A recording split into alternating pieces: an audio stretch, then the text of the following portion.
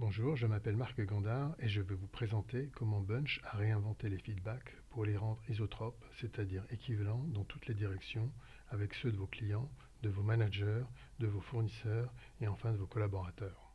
Avant de vous expliquer comment faire un feedback, je vais vous indiquer comment en recevoir un, mais aussi en quoi il consiste. Et pour faciliter la compréhension de tout cela, je vais vous prendre le cas d'Astérix comme exemple tout au long de cette présentation. Alors, pour recevoir un feedback, il suffit de sélectionner son item de type racine, puis de choisir depuis quelle direction recevoir le feedback.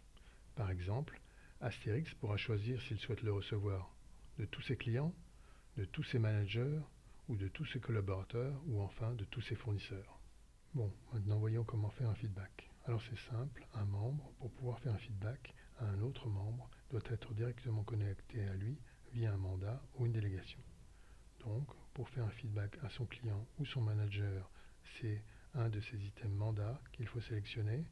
Et pour en faire à un fournisseur ou un collaborateur, il faudra sélectionner un item délégation. Il est à noter qu'un membre peut faire un feedback par clôture et que ce dernier a une durée de vie de 6 mois.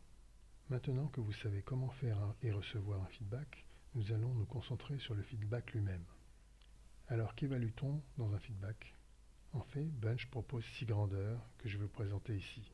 La réactivité qualifie la vitesse à laquelle un membre réagit à une demande ou une question impromptue.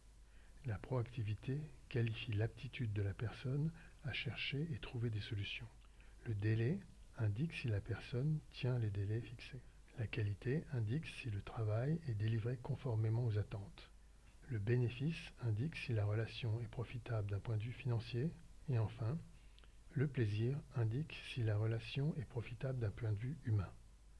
La valeur qui qualifie ces 6 grandeurs va de 1 le moins bon à 6 le meilleur. Et il est à noter qu'une valeur nulle indique l'absence de feedback. Ah, il y a un petit bémol dans le sens où un membre peut voir ses feedbacks que si Bunch arrive à le rendre anonyme, c'est-à-dire que celui-ci ne peut pas clairement en identifier la source. Juste avant de terminer, je vais vous donner un exemple qui clarifie, je l'espère, mes propos. Alors un feedback s'adresse toujours au propriétaire d'un mandat. Ici, le mandat, c'est un palais. Alors celui qui reçoit le feedback, c'est Astérix. Seuls les membres directement connectés peuvent émettre un feedback. Dans notre cas, ce sera Cléopâtre, Abracourcis, Obélix, Panoramix et l'architecte.